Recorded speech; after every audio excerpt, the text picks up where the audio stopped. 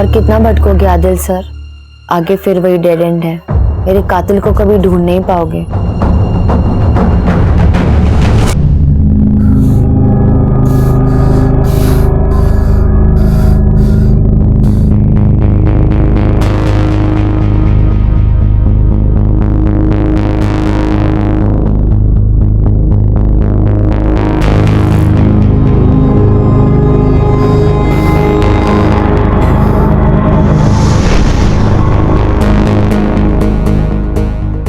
इस केस में मैंने जो देखा, वो मंजर, वो वहशीपन, उसे लफ्जों में बयान नहीं किया जा सकता। हालांकि मैंने अपने करियर में कई केसेस देखे, लेकिन ये केस लगातार मेरे जहन के साथ खिलवाड़ कर रहा था, क्योंकि हर केस में वहशीपने की कोई ना कोई हद मुकर्रर होती है, लेकिन इस केस में वहशीपने की सारी हदें पार हो गई थी। इसने मुझे हिला कर रख दिया, अंदर से झकझोर दिया था, और मैं मुजरिम की रची हुई एक ऐसी भूल भुलैया में भटक रहा था जिसने मेरी रातों की नींद तक उड़ा दी थी।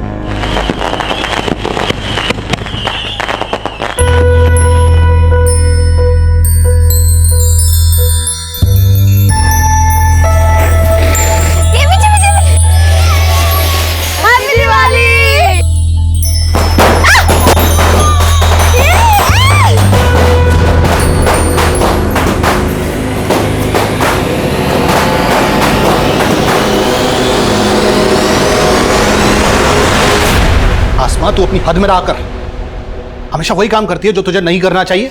मैं वही करती जो मुझे करना चाहिए अब्बू।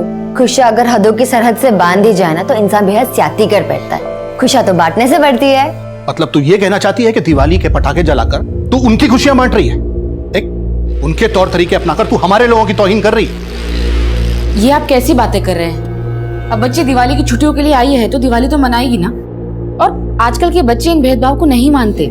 उनके लिए ईद, क्रिसमस, दिवाली ये सब उनके त्योहार हैं। हाँ अब्बू, बस हमारे यहाँ जिस तरीके से चीजें होती हैं वैसे ही होंगी, तुझे भी वैसे ही फॉलो करना है।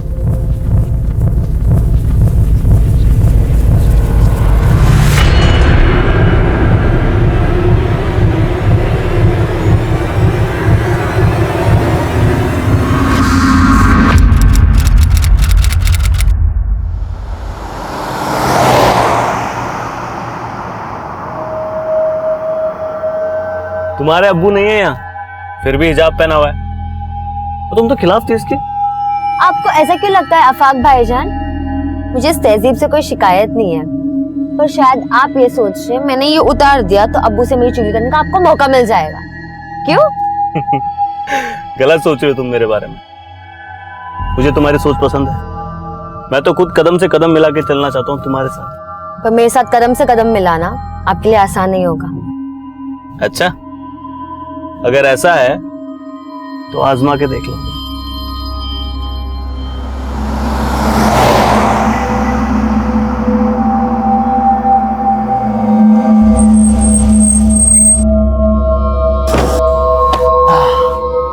चलिए, अल्लाह हाफिज। अच्छा, सिर्फ किताबों में सर मत खपाना, ये जिंदगी उससे भी ज्यादा दिलचस्प है।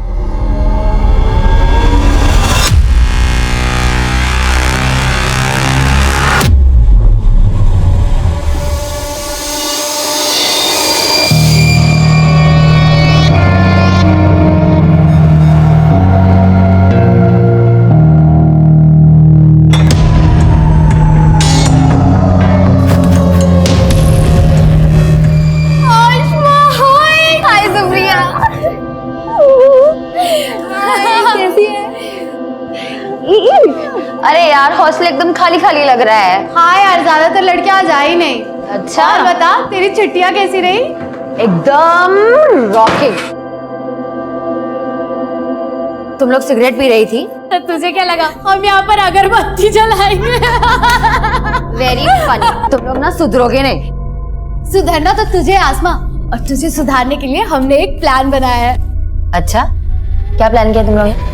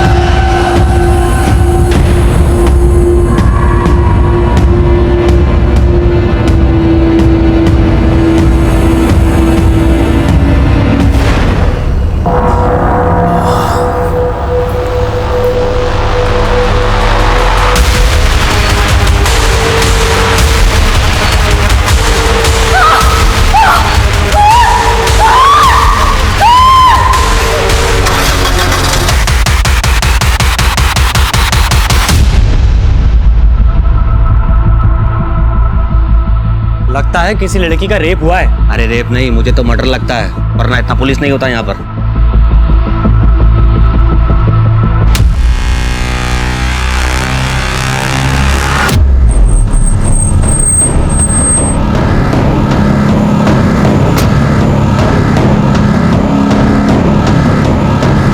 जय हिंद सर, बहुत ब्रूटल मर्डर है सर।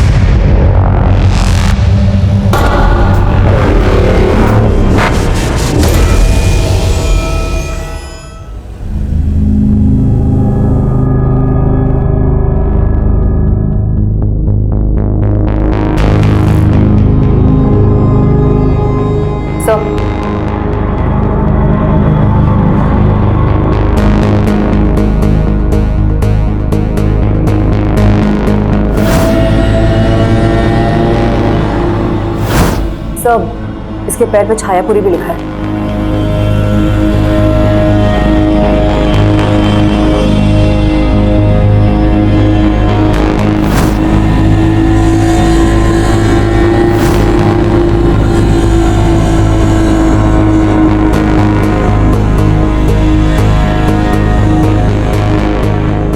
सर इस रूम में आसमा के अलावा 2 लड़कियां और रहती हैं। एक सुप्रिया जो अभी हॉस्टल में है, और दूसरी लड़की दिवाली वेकेशन से अभी तक आई नहीं है वापस।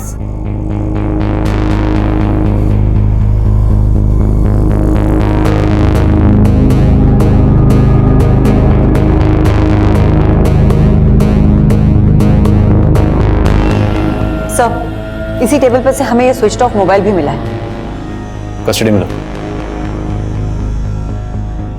सुप्रिया, तुम आसमा की रूममेट, आसमा का बेड, तकिया सब कुछ खून से लथपथ है, तो तुम कह रही हो तुम्हें कुछ नहीं पता? सर मैं कुछ नहीं छुपा रही हूँ सर। मैं रात को रूम में नहीं थी, मैं अपने फ्रेंड्स के साथ उनके रूम में थी, और जब हम गए थे तो आसमा अकेली थी रूम में। देख आसमा, तुझे नहीं आना तो कोई बात नहीं, लेकिन दरवाजा अंदर से बंद मत करना। मैं रात को आऊंगी तो तेरी नींद डिस्टर्ब हो जाएगी। तो तुमने जानबूझ के आसमा को दरवाजा खुला रखने के लिए कहा था? हाँ, लेकिन मैं सच कह रही हूँ सर।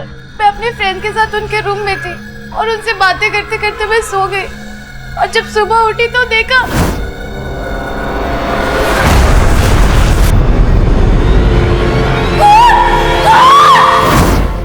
सर सुप्रिया बिल्कुल सही कह रही है, ये हमारे साथ ही थी पूरा टाइम। लेकिन यहाँ पे इतना सब कुछ हो गया। पहले आसमा पे हमला हुआ, फिर उसकी बॉडी को खींचकर बाथरूम तक ले जाया गया, और तुम लोग कह रहे हो कि तुमने कोई आवाज ही नहीं सुनी। रूम में पंखे की आवाज इतनी तेज थी, हमें सच में नहीं पता चला कि आसमा के साथ इतना सब कुछ हो गया।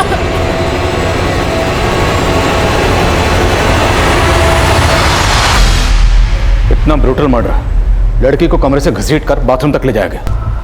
किसी ने कुछ देखा नहीं, किसी ने कुछ सुना नहीं, जरूर कोई कुछ छुपा रहा है। हो सकता है सर, लेकिन आसमा की लाश को देख के ऐसा लगता है जैसे उसके साथ रेप भी हुआ था। जरूर कोई लड़का इन्वॉल्व है, लेकिन ये गर्ल्स हॉस्टल है सर, और वार्डन का कहना है कि यहाँ पे 24 घंटे तक सिर्फ एक गार्ड ही रहता है, और एक कुक है जो सुबह आता है और रात में चला जाता है। गार्ड को हमने हिरासत में ले लिया है सर। हाँ सर, ये वही कुक है जो सुबह 6 बजे आता है और रात को 10 बजे डिनर के बाद चला जाता है। उसके बाद सोने से पहले मैं खुद पूरा राउंड लगाती हूँ। कल रात 11 सवा 11 बजे मैंने पूरा राउंड लगाया था, लेकिन सर तब सब कुछ ठीक था, और सुबह सुप्रिया की 5 बजे आवाज आई, तब सब पता चला।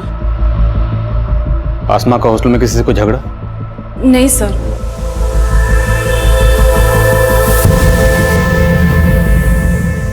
कल शाम तक हॉस्टल में कोई भी लड़की नहीं थी सर, तो ये भी हो सकता है कि कोई पहले से ही हॉस्टल में जाके छुप गया हो, और जब कल लड़कियों ने ज्वाइन किया तो ये कांड करके भाग गया। पॉसिबल है। हम ये अज्यूम कर रहे हैं कि आसमा का पहले रेप हुआ फिर कत्ल हुआ। अब सच क्या है ये पोस्टमार्टम रिपोर्ट बताएगी। हॉस्टल का कोना कोना स्कैन करो और सबकी हैंडराइटिंग के सैंपल्स लो।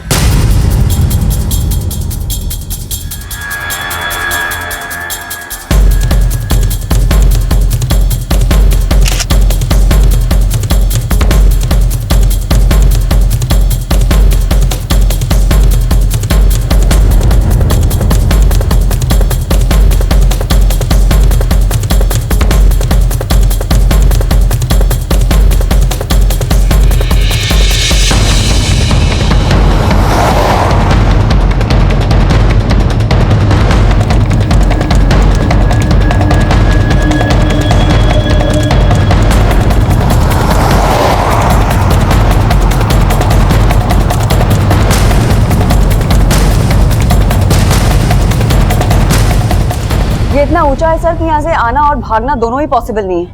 देखो, अगर कोई सीढ़ियों से आया तो पक्का मेन गेट से एंट्री मारी होगी, मतलब गार्ड झूठ बोल रहा है।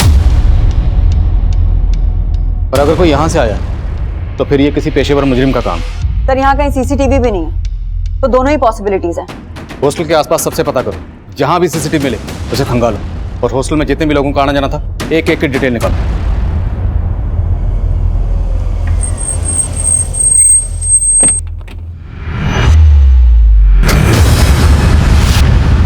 भैया हुआ क्या है? मैडम, आपकी बेटी का रेप करके मर्डर कर दिया गया है, इस बारे में आप क्या कहेंगे? क्या बकवास कर रहे हैं आप? ये बात सही है तुम्हारा? नहीं नहीं नहीं नहीं, कुछ नहीं हुआ है।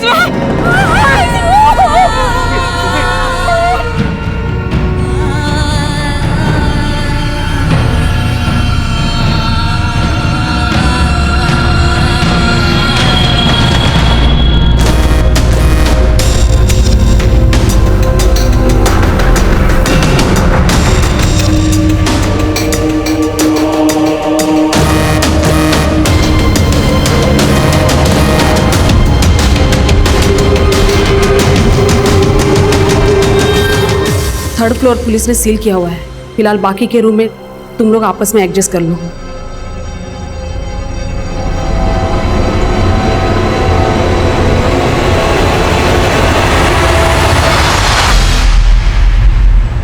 मैं ऐसे कैसे विश्वास कर लूं कि मेरी आसमा? आप बैठिए, मुझे कुछ नहीं पता, मुझे एक बार मेरी बेटी को दिखा दीजिए प्लीज, मुझे एक बार मेरी बेटी को देख लेने दीजिए ना मैडम। मैम आप बैठिए दीजिए।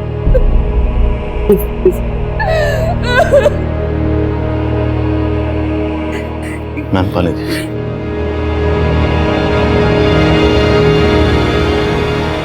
देखिए, आसमा की बॉडी को हमने पोस्टमार्टम के लिए भेजा है। मैं वो सब कुछ नहीं जानती, मुझे बस एक बार मेरी बेटी से मिल लेने दीजिए, एक बार। देखिए, मैं समझ सकता हूँ एक माँ के नाते ये वक्त आपके लिए आसान नहीं है, पर मैं आपको बताना चाहता हूँ कि आसमा की बॉडी की जो हालत है वो देखना आपके लिए और भी मुश्किल होगा। आपके कह देने से मैं मान लूं कि मेरी बच्ची, अरे कल ही तो उसे हंसता खेलता देखा था। अम्मी, इतनी मुश्किल से पैक किया था, अपने ऑफिस खोल दिया। अरे ये देख, घर के बने लड्डू हैं, तूने रखना ही भूल गई थी। अब्बू, आप इतने चुप चुप क्यों है? लगता अभी भी मुझसे नाराज है। बेटा, ख्यालात तो तेरी अम्मी से भी नहीं मिलते हमारे, फिर भी निभा लिया ना। तू तो बच्ची है हमारी। वाह फूफा, अस्सलाम वालेकुम फूफी। आज ये आसमा चुप गया या जमीन पे रह के आप भी आसमा छू बैठे? अफाक भाईजान, अफा की तरह जलना तो आपकी फितरत है ना? जब देखो अब्बू और मेरे बीच में आग लगाते रहते हैं। तो कल रात को उसे हॉस्टल ड्रॉप करके आया था, और आज सुबह।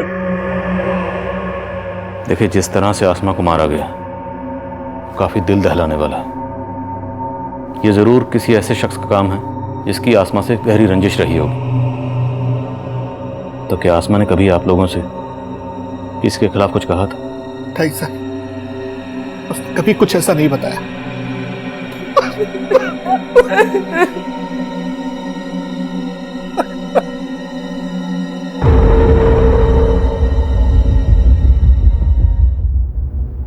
अच्छा सुन लो, आई होप तुम समझ गई हो कि मैं क्या कहना चाहती हूँ। Yes ma'am. डोंट वरी, मैं तुम्हारे साथ हूँ, मैं सब संभालूंगी। अच्छा अब तुम जाओ।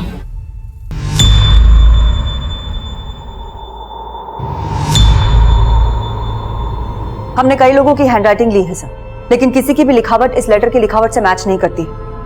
हमने बहुत सारे लोगों के फुटप्रिंट्स भी लिए हैं, लेकिन अभी तक किसी के खिलाफ कुछ पता नहीं चल पाया। क्राइम सीन पर यह लेटर मिला और आसमा के बदन पर छायापुरी लिखा हुआ था। छायापुरी नाम का कोई मैगजीन भी है ना? जी हाँ सर, इस मैगजीन के अंदर सेक्स रिलेटेड कंटेंट ही छपता है। मैं कमिंग सर? क्या मैं? सर, आसमा की प्रीलिमिनरी पोस्टमार्टम रिपोर्ट आ गई है।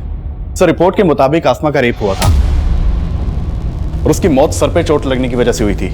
आसमा पर हमला हुआ उसके रूम में, फिर उसकी बॉडी को ड्रैग करके बाथरूम तक ले जाया गया। उसकी बॉडी के पास ही लेटर मिलता है जिस पर किसी वहशी ने नफरत का अफसाना लिखा। उसके बदन पर लिखा जाता है छायापुरी। छायापुरी जो कि ऐसा मैगजीन है जो ज़्यादातर सेक्स रिलेटेड कंटेंट छापता है, तो ज़रूर ये किसी सेक्स मैने का काम है, या फिर किसी ऐसे शख्स का जो आसमा से गहरी नफरत करता है, या फिर किसी सरफरे का। सबकी लिस्टिंग करो और शहर के सभी इंस्टीट्यूट को उठाओ और तोड़ो एक एक को। आसमा रेप और मर्डर केस में जहां हम एक तरफ आसमा की जिंदगी के पन्ने पलट कर देख रहे थे, वहीं दूसरी तरफ हमें इस केस में किसी बाहरी एंगल की पॉसिबिलिटी भी नजर आ रही थी। इसलिए हमने शक की बुनियाद पर कई हिस्ट्री शीटर्स को उठाया।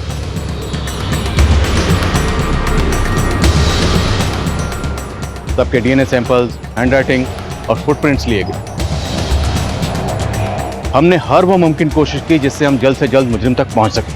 हॉस्टल का गार्ड भी हमारा स्ट्रॉन्ग सस्पेक्ट। उससे सच उगलवाने के लिए हमने कई तरीके अपनाए। मैडम मैंने कुछ नहीं किया। अब तू नहीं बचेगा। तेरा डीएनए टेस्ट लेंगे और 2 मिनट में पता चल जाएगा कि आसमा का मर्डर और रेप तूने ही किया। मैडम मैं आपको सब कुछ बताना चाहता था, लेकिन वार्डन मैडम ने रिक्वेस्ट की थी कि मैं रमन भाई के बारे में आपको कुछ भी ना बताऊं। रमन कौन है? वार्डन मैडम का छोटा भाई। उनका अक्सर हॉस्टल में आना जाना है और वो कल रात भी आए थे। उनका हॉस्टल में दीप्ति नाम की एक लड़की से अफेयर है। रहता कहाँ है वो? मैं तो सिर्फ दीप्ति से मिलने गया था सर। सर आसमा को तो मैं जानता ही नहीं हूँ। मैं कसम से बोल रहा हूँ, सच मैंने कुछ नहीं किया सर। अगर तुम्हारे भाई रमन ने कुछ नहीं किया तो गार्ड को उसका नाम लेने से मना क्यों किया? मैं डर गई थी मैडम। मैं अपने भाई के हरकतों से परेशान थी, लेकिन मेरा यकीन कीजिए उसने कुछ नहीं किया। आप चाहो तो वो दीप्ति से पूछिए, उसने कुछ नहीं किया। सर मेरा कोई अफेयर नहीं है रमन के साथ। वो मुझे परेशान कर रहा था सर। पहले उसने मुझे प्रपोज किया, मैंने मना किया तो वो मेरे पीछे ही पड़ गया सर। पिछले काफी दिनों से सर वो मुझे हरास कर रहा है।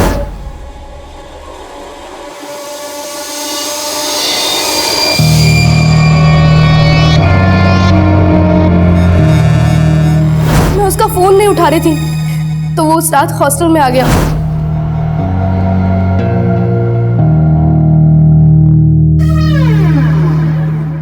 रमन मैंने तुम्हें पहले भी कहा है मेरा पीछा छोड़ दो। ऐसे छोड़ दूं? प्यार करता हूँ ना मैं तुमसे। रमन तुम यहाँ से जाते हो या मैं चिल्लाऊं? मैंने उसको वार्न किया था सर, तो वो वहां से चला गया था। उसके बाद क्या हुआ मुझे नहीं पता सर। सुबह मेरी नींद शोर से ही खुली थी सर। मैंने वार्डन मैम को रमन के बारे में बताया था, मगर वार्डन मैम ने मुझे चुप रहने के लिए कहा। मुझे नहीं पता रमन ने आसमा के साथ कुछ किया या नहीं। तो दीप्ति की तरह तो आसमा के पीछे पड़ा होगा। तुझे लगा दीप्ति नहीं तो आसमा? नहीं सर ऐसा कुछ नहीं है सर, मैं दीप्ति से प्यार करता हूँ। मिलने दीप्ति से गया होगा, लेकिन आसमा ने तुझे देख लिया। वो शोर न मचा दे इसलिए तूने उसे। नहीं सर ऐसा नहीं है सर, मैं तो तभी वहां से चला गया था। नहीं अब मैं ऐसा नहीं करूंगा, मुझे माफ कर दो। ऐसे नहीं छोड़ूंगा तुझे। अरे साहब छायापुरी मैगजीन तो हर नुक्कड़ और चौराहे पे बिकती है। अब एक ऐसा रेपिस्ट जो छायापुरी मैगजीन पढ़ता है उसको ढूंढना तो समुद्र में सुई ढूंढने जैसा है। लेकिन ढूंढना तो पड़ेगा। ठीक है साहब, आप बोलते हो तो कोशिश करके देखता हूँ। हेलो, हाँ बोल। सर गार्ड और रमन दोनों वहीं अटके हैं, लेकिन उनके फुटप्रिंट का साइज क्राइम सीन पे मिले फुटप्रिंट के साइज से मैच करता है। मैंने दोनों के डीएनए सैंपल्स भी ले लिए हैं सर, लेकिन रिपोर्ट आने तक वेट करना पड़ेगा। ये दोनों इतनी आसानी से कुछ नहीं उगलने वाले। क्राइम सीन से हमें जो आसमा का फोन मिला था उसे अच्छे से स्कैन करो, उससे हमें कोई ना कोई क्लू जरूर मिलेगा। मैगविन सर। हमें सर हमने हॉस्टल के आसपास के सारे सीसीटीवी खंगाले। क्राइम वाले दिन हॉस्टल के पीछे की तरफ एक कार वहां के सीसीटीवी में कैप्चर हुई थी। सर मैं वहां की फुटेज लाया हूँ। लेकर सर इस गाड़ी का नंबर विजिबल नहीं है। मैंने इस गाड़ी के बारे में आसपास के लोगों से पूछताछ की, लेकिन पहले किसी ने भी इस गाड़ी को यहाँ नहीं देखा। सर सस्पिशियस बात यह है, ये गाड़ी रात को 1 बजे यहाँ आई, इस गाड़ी में से कोई उतरा और फिर अर्ली मॉर्निंग वापस आया। जिस डायरेक्शन में ये गाड़ी गई है उस डायरेक्शन के सीसीटीवी खंगालो। हो सकता है वहां के किसी सीसीटीवी में इसका नंबर कैप्चर हुआ। Okay sir.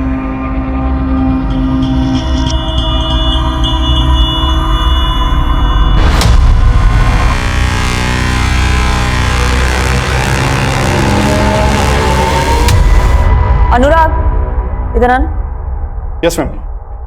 ये आसमा के फोन पे आफाक नाम के लड़के के 5 मिस कॉल है। मैम आफाक तो आसमा का कजन है जो आसमा के पेरेंट्स के साथ आया था। अफाक ने आसमा को 5 बार कॉल किया, लेकिन आसमा ने एक भी बार रिसीव नहीं किया।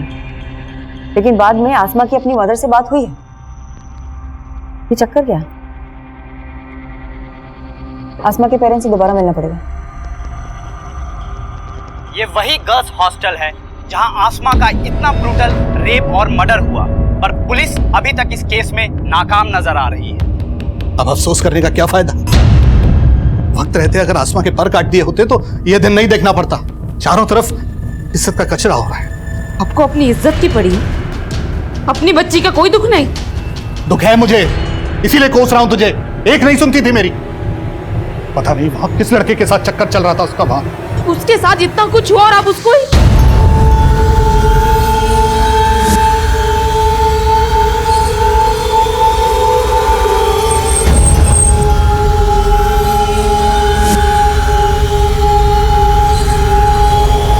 कहां जा रही हो तुम? मुझे अपनी बेटी को इंसाफ दिलाना है और आपको ये साबित करना है कि मेरी बेटी गलत नहीं थी। गलत वो था जिसने मेरी बेटी के साथ...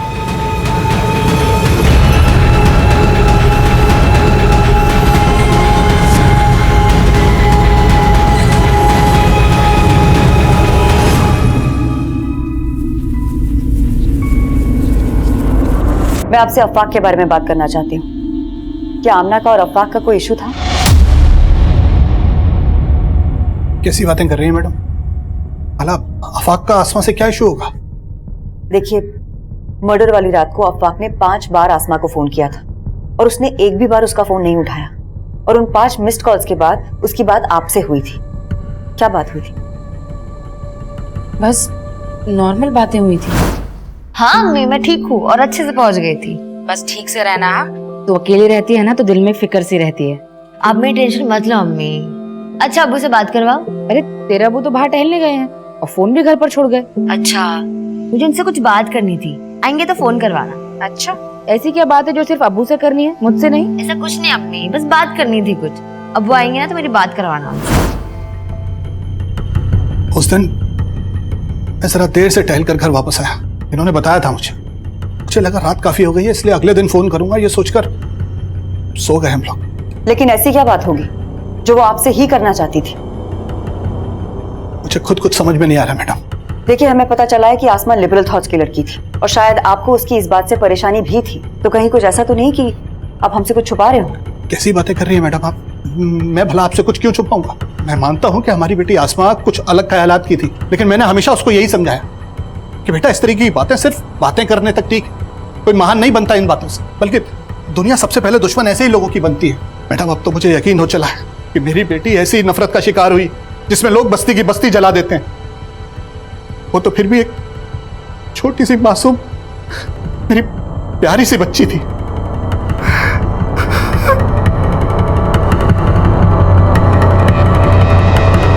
ठीक है, मैं आता हूं। सर मैंने ब्रोथल में फील्डिंग लगाई तो एक टिंडा नाम के आदमी का मालूम चला। कौन टिंडा? ये आदमी है साहब। ब्रोथल में काफी आना जाना है इसका, काफी वहशी है ये आदमी। वो टिंडा है ना, दिमाग से एकदम सटका हुआ है। जो भी उसके साथ जाती है ना, उसका हालत खराब कर देता है।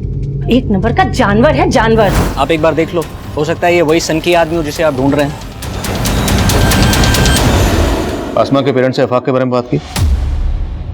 सर, वो अफवाक पे कोई शक नहीं जता रहे और अफवाक से मैं खुद मिली थी ये जानने के लिए कि उसने उस रात आसमा को इतने सारे कॉल्स किए क्यों थे। मैम मैं उसे हॉस्टल छोड़ के घर आया तो ऐसे ही कॉल किया था, ये जानने के लिए कि सब खैरियत है कि नहीं। लेकिन उसके साथ कुछ ठीक हुआ नहीं और उसने तुम्हारे कॉल्स भी रिसीव नहीं किए।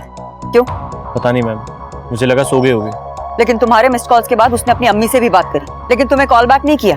कोई ना कोई वजह तो होगी ना, कहीं को छुपा तो नहीं रहा तुम हमसे? नहीं मैम, मैं कुछ नहीं छुपा रहा। फिर भी इस अफाक के बारे में सब कुछ पता करो, हो सकता है कुछ छुपा रहा हो। और ये भी पता करो कि मर्डर की रात ये कहाँ था। Okay sir. मैं कमिंग सर।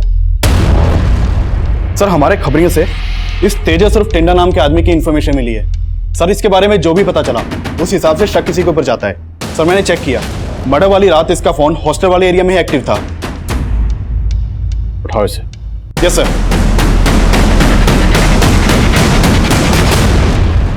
मुझे क्यों लाए साहब? मैंने कुछ नहीं किया। तू क्या कर सकता और क्या नहीं कर सकता सब पता लगा लिया हमने। आसमा के ऊपर बुरी नजर थी ना तेरी? साहब मैं किसी आसमा वासमा को नहीं जानता साहब। और उस रात तो मैं किसी और आइटम के साथ था। किसके साथ था? उमा साहब प्रोस्टिट्यूट है। मैं मानता हूँ साहब, मैं ऐसा ही हूँ, सिर्फ प्रोस्टिट्यूट्स के साथ ही सोता हूँ। लेकिन साहब आज तक मैंने कभी किसी आम लड़की के ऊपर बुरी नजर नहीं डाली साहब।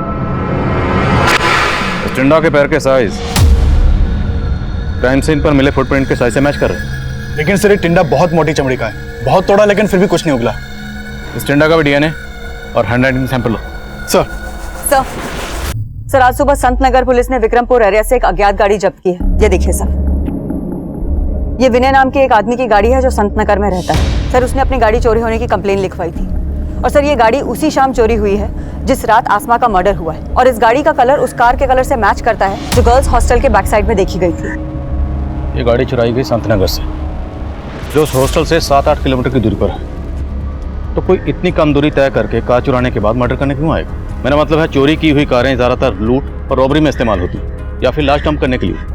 लेकिन यहाँ तो रात भर लाश भी उस हॉस्टल में थी और अगली सुबह तक ये कार भी वहीं थी। और अगर ये कत्ल इसी कार चुराने वाले ने किया है तो ये इतनी देर वहाँ क्यों रुकेगा? लेकिन सर हम किलर को सरफिरा भी तो समझ रहे हैं। हो सकता है ये चोर वही हो जिसे हम ढूंढ रहे हैं। ठीक है, संत नगर पुलिस के टच में रहो और पता करो कि ये कार चुराने वाला कौन हो सकता है। और हॉस्टल एरिया का डंप डाटा स्टडी करो, हो सकता है वहाँ से कोई सस्पिशियस नंबर सामने आए। यस। आपने अफाक को आसमा के साथ हॉस्टल क्यों भेजा था? अभी अचानक तुमने अजीब सा सवाल क्यों पूछा? सवाल तो ये है कि आसमा आपसे क्या बात करना चाहती थी जो उसने मुझे नहीं बताई, या आपने अफाक को कुछ बोला जो मुझे नहीं बताया?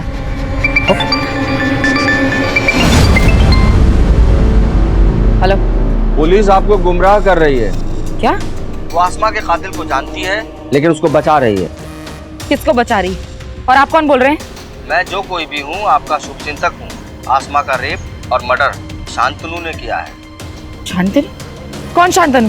बिजनेसमैन गुरुदत्त का बेटा शांतनु। शांतनु का एक दोस्त भी है जो उसके साथ मिला हुआ है।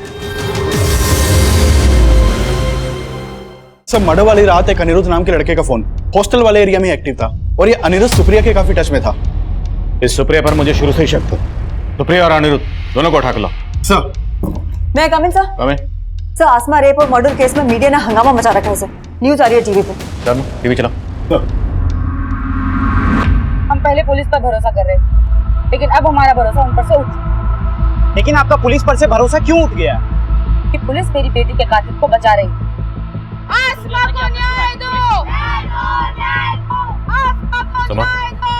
सर शर्मा। आसमा को न्याय दो! न्याय दो! न्याय दो! आसमा को न्याय दो! न्याय दो! न्याय दो! We want justice! We want justice! आसमा को न्याय दो! न्याय दो! न्याय दो!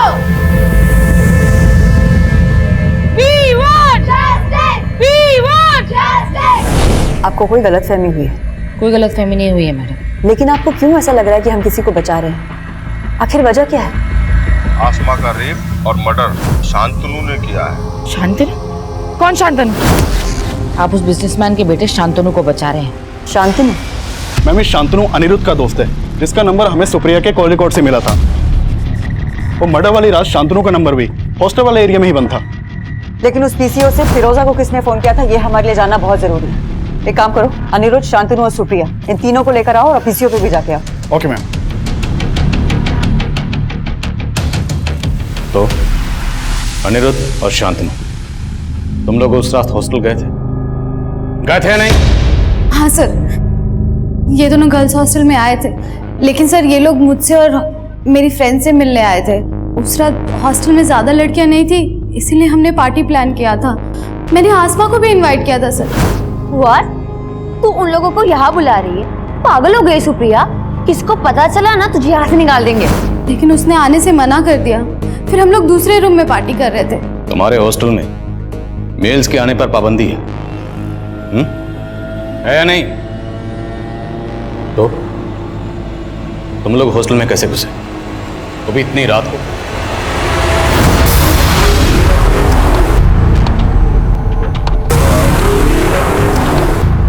उसके बाद हम लोगों ने 2 घंटे तक एंजॉय किया और उसके बाद शांतनु और अनिरुद्ध दोनों चले गए थे। सर उसके बाद सच में मैं अपने फ्रेंड्स के साथ ही सो गई थी। तुम चुप रहोगे? तुम्हें क्या लग रहा है हम तुम्हारी बातों में आ जाएंगे? तुम इन्हें बचा लोगी? बोलो तुम लोग, साफ साफ बोलो, उस रात हॉस्टल में क्या हुआ था? सर हमने आसमा के साथ कुछ भी नहीं किया है सर, बिलीव अस। सर मैं मानता हूं कि हमने गलती की, लेकिन हमने कुछ नहीं किया सर। सर मैंने अनिरुद्ध और शांतनु के डीएनए और हैंडराइटिंग सैंपल्स लेने के लिए बोल दिया है। माना है तीनों झूठ बोले, लेकिन वो आदमी कौन होगा जिसने पीसीओ से फोन करके फिरोजा को शांतनु के बारे में बताया? सर मैं उस पीसीओ पे भी गया था, वहां कोई सीसीटीवी नहीं था, और उस पीसीओ पे यह भी नहीं पता चल पाया कि ये कॉल किसने किया होगा। हमारी रडार पर सिर्फ शांतनु नहीं बल्कि अनिरुद्ध, सुप्रिया, हॉस्टल वार्डन सुनीता, सुनीता का भाई रमन और टिंडा भी शामिल थे। इन सबको हम स्ट्रॉन्ग सस्पेक्ट मान रहे थे, लेकिन सवाल यह था कि वो गुमनाम कॉलर कौन था जिसने आसमा की अम्मी को फोन करके सिर्फ शांतनु को आसमा का गुनहगार बताया था, जिसकी वजह से आसमा की अम्मी ने एक ऐसा जज्बाती कदम उठाया और उस कदम को मीडिया ने इतना उछाला कि लोग अब हमारी काबिलियत पर ही शक करने लगे थे। मुझे इस केस से हटाने की मांग उठने लगी थी, लेकिन मेरे सीनियर ने मेरा साथ दिया और अब मैंने तय कर लिया कि मुझे ये केस जल्द से जल्द सॉल्व करना है। हमने सारे सस्पेक्ट्स को बारीकी से इन्वेस्टिगेट करना शुरू किया।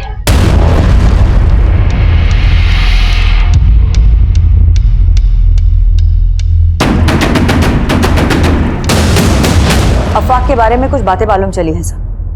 आसमा के अब्बू अफवाक से आसमा की शादी कराना चाहते थे, लेकिन आसमा को अफवाक बिल्कुल पसंद नहीं था, और इसी सिलसिले में मैं उसके अम्मी और अब्बू से भी मिली थी। आसमा पहले भी अपने अब्बू को मना कर चुकी थी कि वो अफाक से शादी नहीं करना चाहती, लेकिन फिर भी इन्होंने जानबूझ के अफाक को आसमा के साथ हॉस्टल भेजा। नहीं मैडम, ऐसा कुछ भी नहीं है। मैं बस ये चाहता था कि अफाक और आसमा एक दूसरे को जान लें, समझ लें, और मैं गारंटी से कह सकता हूँ मैडम, अफाक ने आसमा के साथ कुछ भी गलत नहीं किया होगा।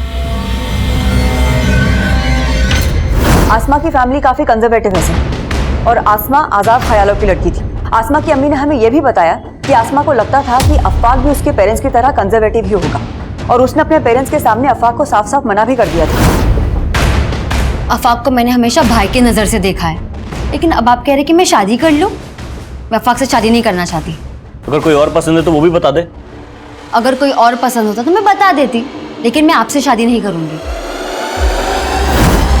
फिर भी इस अफवाह को थाने में बुलाकर अच्छे से पूछताछ करो। राइट। मैं मानता हूँ आसमा मुझसे निकाह नहीं करना चाहती थी, लेकिन उस दिन मैं उसके अब्बू की मर्जी से उसके साथ गया था। मैंने उसे उसके फैसले के बारे में दोबारा सोचने के लिए बोला। मुझे तुम्हारी सोच पसंद है, मैं तो खुद कदम से कदम मिला के चलना चाहता हूँ तुम्हारे साथ। पर मेरे साथ कदम से कदम मिलाना आपके लिए आसान नहीं होगा। बहुत गुरूर था उसे खुद पे, साफ साफ मना कर दिया। और उसका गुरूर तोड़ने के लिए तूने उसे खत्म कर दिया। नहीं मैम, मैंने ऐसा कुछ नहीं किया। फोन तो करता था ना तू उसे, उसने तेरे फोन नहीं उठाए तो तूने वापस हॉस्टल पहुंचकर उसको खत्म कर दिया। मैम मैंने ऐसा कुछ नहीं किया। मैम मैं तो उससे प्यार करता था, मैं क्यों करूंगा ऐसा? मैम लेके जाओ इसको, इसका हैंडराइटिंग और डीएनए सैंपल ले लेना। मैम मेरी बात मैम, मैंने कुछ नहीं किया। मैं कम इन सर। कम इन। सर आसमा के मदर को जिस पीसीओ से कॉल किया गया था, वो मैंने उस एरिया के सीसीटीवी स्कैन किए, उसमें एक सस्पिशियस आदमी कैप्चर हुआ है। उठाओ इसे। सर। सर मैंने कुछ नहीं किया, मैं अपने बेटे चिंटू को बचा रहा था सर। चिंटू ने ऐसा क्या किया? दरअसल चिंटू दुकान का सामान लेने हॉस्टल जाता था सर। वो बच्चा था इसलिए गार्ड भी उसे अंदर जाने देता था, लेकिन बचपने में वो आसमा को पसंद करने लग गया था। मेरे ही मोबाइल से उसने आसमा के कुछ वीडियो रिकॉर्ड कर लिए थे। अब मैं ऐसा नहीं करूंगा, मुझे माफ कर दो। ऐसे छोड़ने वाला नहीं तुझे, 1 घंटे तक ऐसे ही खड़ा रहना। Video recording? कैसे वीडियो? नॉर्मल सा वीडियो सर, जो मैंने अब डिलीट कर दिए हैं। मुझे ऐसा लगता था कि कहीं आप उसकी वजह से मेरे बेटे तक न पहुंच जाए, इसीलिए मैंने पीसीओ से झूठा कॉल किया था। आसमा का रेप और मर्डर शांतनु ने किया है सर। मुझे मालूम था कि शांतनु और उसका दोस्त हॉस्टल में जाते थे। मुझे शुरू से लग रहा था कि ये काम उन दोनों लड़कों ने किया है, इसीलिए सर मैंने ये सब वो किया। आसमा रेप और मर्डर केस में अब एक नाबालिग बच्चे चिंटू की कुछ ऐसी हरकतें सामने आई जिसने इस केस को एक नया मोड़ दे दिया। लेकिन चिंटू के फादर ने जो शातिरपना किया था, उसे भी हमारी सस्पेक्ट लिस्ट में जोड़ रहा था। हमने उसका डीएनए, हैंडराइटिंग सैंपल्स और फुटप्रिंट्स लिए, और आसमा के कजन अफाक के भी हम डीएनए रिपोर्ट का इंतजार कर रहे थे। लेकिन इसके अलावा हमारे हाथ कोई पुख्ता सबूत नहीं लग रहा था। मैं एक अजीब सी गफलत में था। अक्सर यही सोचता रहता कि क्या हम सही डायरेक्शन में थे। ये केस मुझे लगातार झकझोर रहा। क्राइम सीन के मंजर मुझे रात भर सोने नहीं देते थे। ऊपर से मीडिया का प्रेशर इतना ज्यादा था कि मेरे सीनियर्स ने इस केस को सॉल्व करने के लिए मेरे लिए एक डेडलाइन मुकर्रर कर दी। मैं अक्सर ये सोचकर परेशान हो जाता कि अगर मैं इस केस को सॉल्व ना कर पाया तो क्या उस मासूम बच्ची आसमा को कभी इंसाफ मिल पाएगा? मैं कमन सर? तभी सर, मैं उस कार चोर के बारे में पता कर रही थी तो पता चला है कि पूरे डिस्ट्रिक्ट में पिछले 25 दिनों में 20 गाड़ियां चोरी हुई हैं और इनमें से ज्यादातर गाड़ियां कुछ दिनों के गैप के बाद कहीं भी खड़ी मिल गई। 25 दिनों में 20 गाड़ियां? जी सर।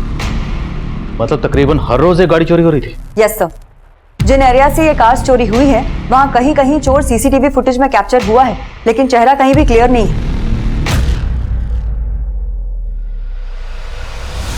ये देखिए सर, यहाँ कहीं भी इसका चेहरा क्लियर नहीं है, लेकिन सर इसकी चाल में एक लचक है जो हर फुटेज में एक जैसी है। और सर हॉस्टल के बैक साइड के सीसीटीवी फुटेज में भी उस आदमी की चाल में ऐसी ही लचक दिख रही थी। और सर हो सकता है कि हॉस्टल के बैक साइड में जो कार देखी गई थी वो भी इसी ने चुराई हो और आसमा के मर्डर और रेप में भी इसी का हाथ हो।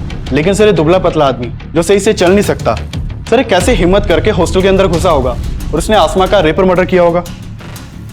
हो सकता है ये वो ना हो जिसकी तलाश हमें, लेकिन फिर भी कंफर्म करना जरूरी है कि उस रात ये गाड़ी यही वहां लेकर आया था। हॉस्टल के आसपास सब जगह पता करो, क्या उस रात कोई ऐसा आदमी देखा गया था जो इसकी तरह लगना कर चल रहा था?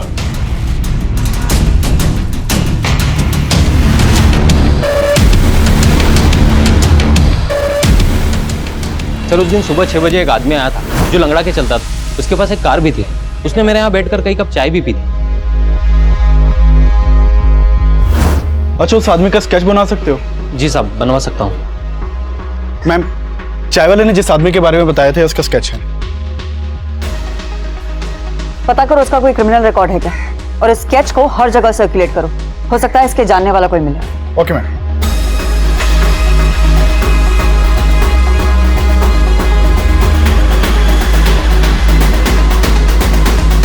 सर जानता हूँ इसको, ये सखाराम है।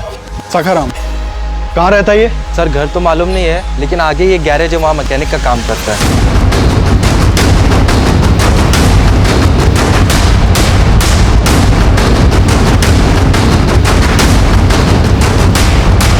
सखाराम,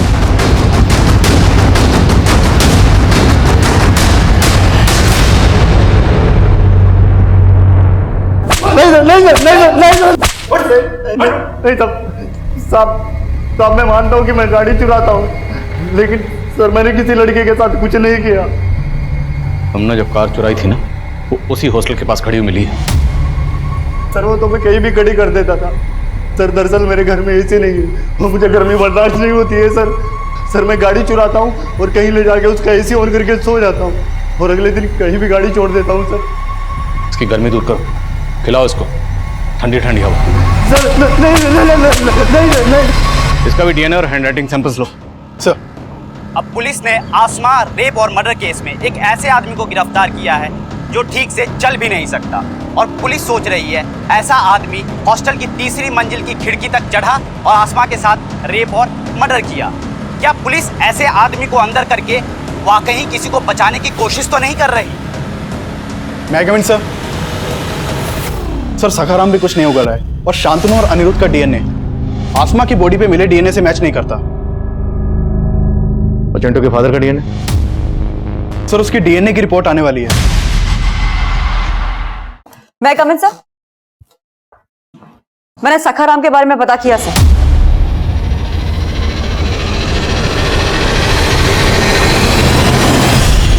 अब तेरा नाटक खत्म। रिपोर्ट आ गई है, तेरा डीएनए मैच हो गया। अब अगर एक भी झूठ बोला ना तो तेरी हड्डी पसली कर दूंगा। सर मैं अपनी बीवी से तंग आ गया था, इसलिए मुझे हर औरत से नफरत हो गई थी। फिर एक दिन मुझे वो लड़की दिखी, वो मुझे पसंद आ गई थी सर। उसके बाद मैं उसके पीछे पीछे हॉस्टल गया। मालूम चला कि हॉस्टल बंद है और सारी लड़कियां छुट्टी पर गई। जब छुट्टियां खत्म हुई तो उसके बाद मैं उस रात वहाँ पहुँचा।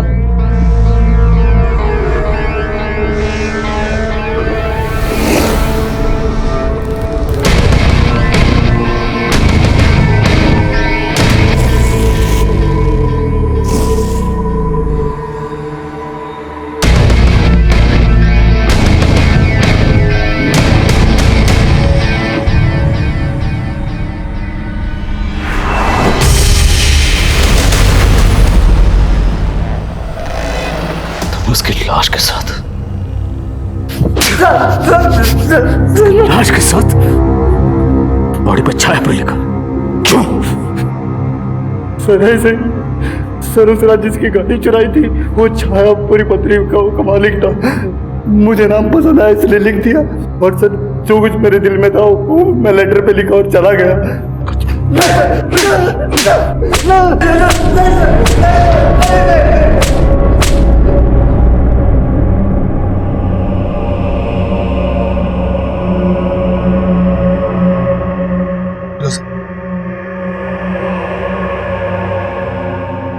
अब बोल रहे थे ना कि मेरी बेटी का वहां किसी लड़के के साथ चक्कर, देख लिया ना क्या सच सामने आया। मैं तुमसे माफी मांगता हूं फिरोजा, मैं कभी आसमा को समझ ही नहीं पाया।